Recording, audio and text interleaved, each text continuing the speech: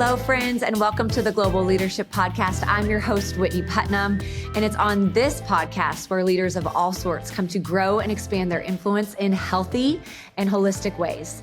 This month, we are talking all about legacy, and we have some incredible guests and conversations for you to tune into. We're going to get to hear from Joni Eareckson Tada and the true legacy she left and is leaving through Joni and Friends. We're also going to get to hear from Dan Owolabi, and he's the executive director of Branches Worldwide. And he knocked our socks off at the Global Leadership Summit in 2024, where he helped us recognize not just what our legacy is going to be, but who our legacy can be.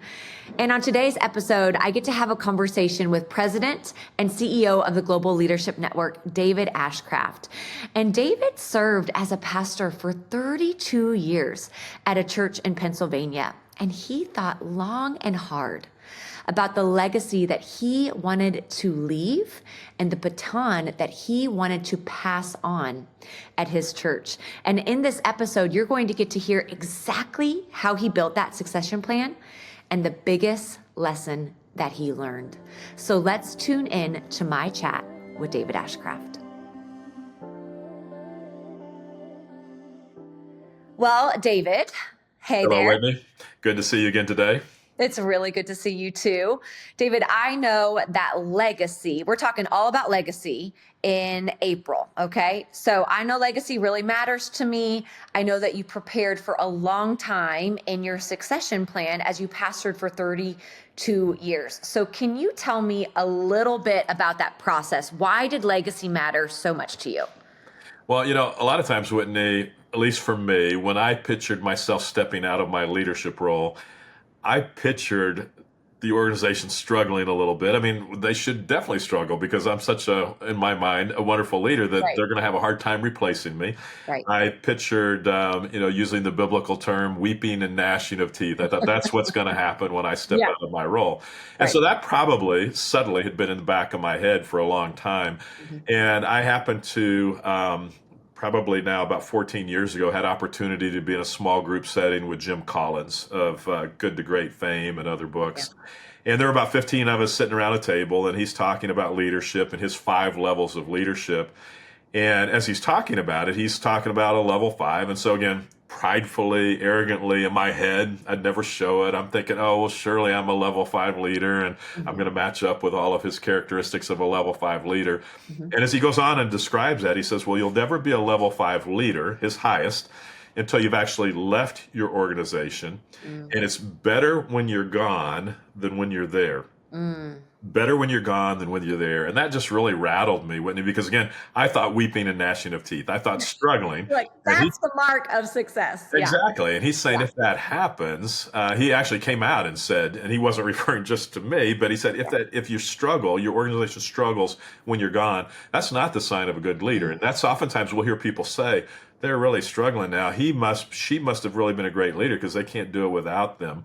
And he said, if that happens, that means you were a terrible leader. You did not set them up well for success. It should be better when you're gone than when you're there. So that started me on this 10 or 12 year journey to say, what do I need to do to make sure my organization is better whenever I step out? So, okay, first of all, that's so great. And I think so many of us can relate, right? I mean, some of us right now are sitting in the seat of like, I am the level 5 leader. But one thing to learn is, okay, level 5 leadership does happen when you remove yourself and the organization is still running, or your team is still running, or, XYZ. I even think that parents could think that through, right? The goal is to launch your kids, not that they're just keep coming. So there's lots to learn inside of that. But then you just said, David, something interesting to me. You worked for 10 to 12 years on that. So tell me a little bit of that process for you. So that comment from Jim really rattled me and made me think, oh my goodness. So at that point, I was probably, I don't know, I wasn't thinking about stepping out at all, but it made me think, okay, if that's going to happen, what needs to happen so that it truly will be better when I'm gone? So it started me on a journey. I actually, on a sheet of paper, mapped out about a 10 to 12 year plan, had 3 different sections: preparation phase, the actual activation phase, and then the post phase of whenever I would step out. And I had dates as far as years that I put into that. and really began to kind of act on that. And so financially, we had debt as an organization, and so we paid off that debt, and then we built a huge war chest to be able to build the organization well after I'm gone. Meant restructuring the staff, a staff of 300 people. And so how did we need to reorganize ourselves to be able to go forward? As a speaker in a church setting, I was the primary voice people had been used to hearing. And so I needed to get them ready to hear other voices, because at some point they wouldn't hear mine anymore. And so I could have waited until I'd left and let them figure it out when I'm gone, or I could start introducing new voices while I was still there to give stability. And so introduced a teaching team, and people didn't necessarily like that initially. They love it now, but did that. Part of it was starting to develop a successor. And we made the choice that we wanted to go with an internal candidate. That candidate, who did ultimately become my successor and is doing a fantastic job, had been on our team for about 10 or 12 years. I mentioned to the board that he's who I thought ought to be my successor, and they were like, there's no way. And so I was like, well, tell me why. And so they had 4 or 5 different things, 6 that they felt like needed to be worked on. So because it was a 10 or 12-year plan, Whitney, we could go to work on those things. And so I kind of made it my challenge. Then let's go to work on those deficiencies. Let's make them strengths. So we did. So by the time 6, 7 years later, I came back and said, I still think he's the guy. They were like, yes, he's definitely the guy. And so I think if you're really trying to build for the future, then you have enough time where it's your best friend or your worst enemy. If you do it early enough and start planning early enough, then you can work on those deficiencies. You can get them to the point where they're ready. If you wait until a year before or 2 years before, you're going to look within your organization. I've got nobody that can step into this role. And you're right, you don't in 2 years, but in 5 years you might. And so time is huge in all of that. Yeah. Well, yeah. And I think, man, some people are going to be sitting in this seat and they're going to think, oh, I have the time, or I don't have the time just yet. And I'm sure you coach people, David. I know this is also like a passion of yours. You help people notice this. But what I'm hearing the most that I think anybody can implement, because not everybody's a CEO, not everybody's a pastor, not everybody's leading the whole organization, but we believe at the GLN, we're leading something somewhere. Everybody has influence where they are. So what I'm hearing you say is you wrote out a plan and then you worked the plan. You thought about the future and you worked the plan. When you were doing that, David, was it just obvious to you where you were able to kind of craft that plan and say, this is where we want to go? Did you have people coach you through that? What did that kind of look like? So my whole life, I love planning. But what I found is I don't need every single detail figured out when I put out a 5 or 10-year plan. I just need to know, here are the chunks, here's what I need to work on. And the fascinating thing is, it's probably happened, I don't know, 6 or 7 times in my lifetime where I'll have a 1-page, pretty rough, here's the plan. And somehow God takes that and honors it. And every one of those plans have come to fruition and gone way beyond my expectations. And so there's something about it seems like God honors those plans. It's not so detailed that we can't change directions. And so there's all kinds of mid-course corrections through the process. But if I would take you back to that 1 page for my transition, we followed it almost to a T, with a lot of differences and iterations in the middle. But I didn't try to even write those out in the middle because I didn't know what they were going to be. And so it's not something that, oh man, we've got to follow it rigidly. But I think you do need a plan. Okay, that's so great. And I just think, that's something, even just you saying that makes me want to sit down with my husband and write out a plan, right? Just like, where do we want to be in 10 years? What does that look like? And because vision is important. And I also love that you said too, but keeping, and I know this is one of our values right now, the GLN, like flexible. Oh, definitely. Because we don't know what God's going to do or what's going to surprise us. David, right now I'm sitting with and I know people are in these situations, and it was an aha for me.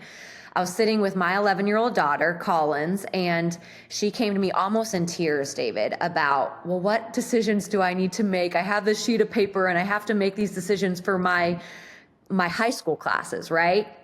But organizations feel this, we have to make decisions. And I'm telling you what, David, she was talking about what career she wanted before she even sat down. And I was like, Collins, we have really no idea about what's going to really happen in your life over the next 15 years. But let's paint the big picture and keep movement available, but still have the goals. And I hear you saying that too. And I think that's really helpful for us.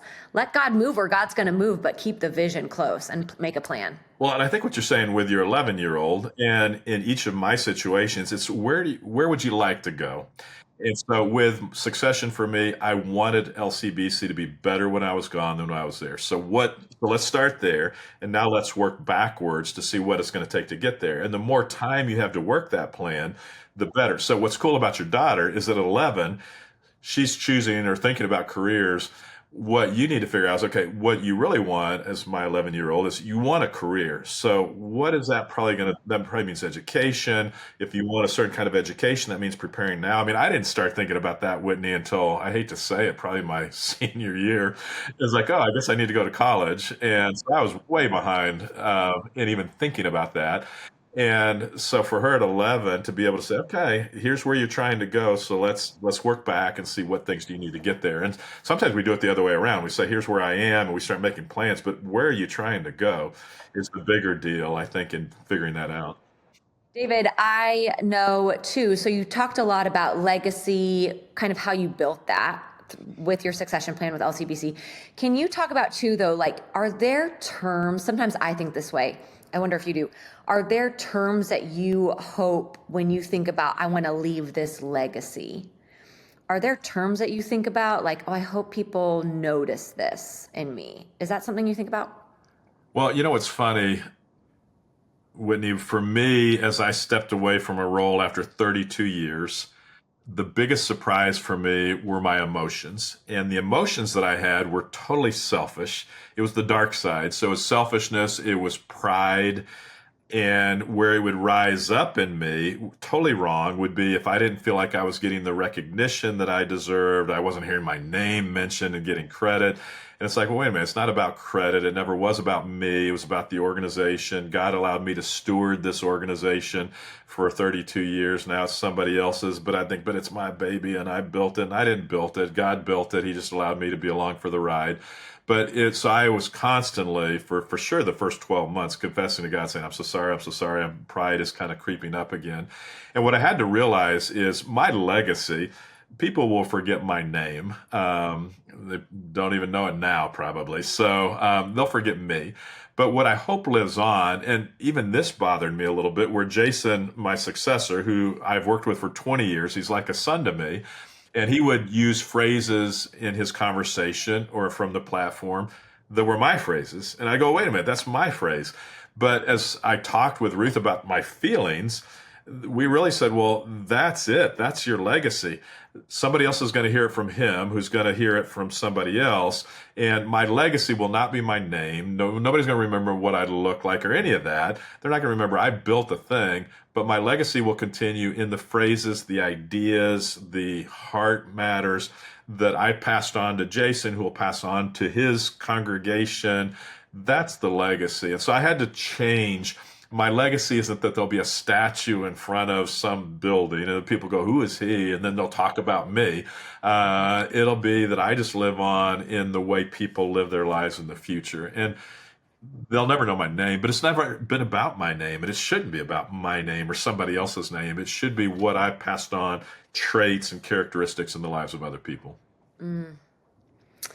And when you're saying that, David, that could just preach like a statue is just dead. It's not living, but the phrases and the messages and the teachings that embody us and our actual lives. And Whitney, if we think it's about us, yeah, that's what blows up successful successions. Because wait a minute, I planned that, I raised that money, I did that, and I'm not getting credit for it. But again, it's not about me and me getting credit. It's about seeing the organization thrive when I'm gone. And so what's funny is Jason and I, my successor, talk all the time.